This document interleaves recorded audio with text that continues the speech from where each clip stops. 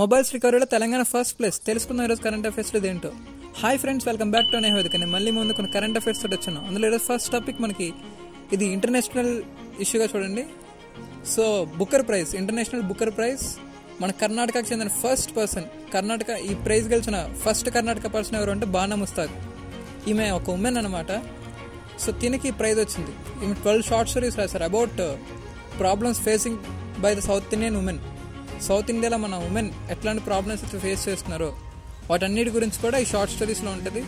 So ఈ book పేరు వచ్చేసి హాట్ ల్యాంప్. ఈ హాట్ ల్యాంప్ అనే బుక్కి ఈసారి ఈ ప్రైజ్ వచ్చింది. ఎందుకు అని అంటే సౌత్ ఇండియాలో ఉన్న ప్రతి ఒక్క ఉమెన్ ప్రాబ్లమ్స్ని డిస్కవర్ చేసి మెయిన్ ప్రాబ్లమ్స్ ఏవైతే ఉంటాయో వాటన్నిటి గురించి ఈ బుక్లో చెప్పారు మనకి. So this is about first topic.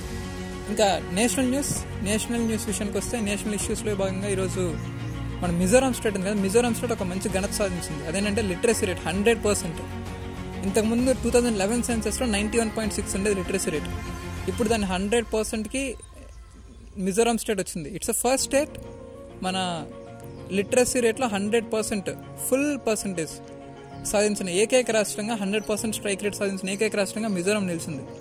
And when it comes to the state specific ఇష్యూస్లో మొబైల్స్ రికవరీలో తెలంగాణ ఫస్ట్ ప్లేస్లో నిలిచింది.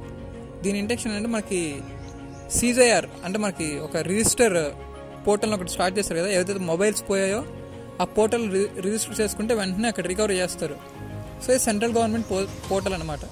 దీంట్లో తెలంగాణ లేట్గా జాయిన్ అయింది. బట్ 2025 May 19కి మొత్తం 77,000 మొబైల్స్ మనం రికవరీ చేయగలిగాం. తెలంగాణ గవర్నమెంట్ రికవరీ చేసింది. ఫస్ట్ ప్లేస్లో Telangana, second place Karnataka, third place Andhra Pradesh. And friends, నిన్నటి క్వశ్చన్ విషయానికి వస్తే నిన్న మనం అడిగిన క్వశ్చన్, ఏ కంట్రీకి మనం ఇవాళ ఈ మధ్య కాలంలో 400 crores ఇచ్చాం మన ఫారెన్ పాలసీలో భాగంగా అడిగాం.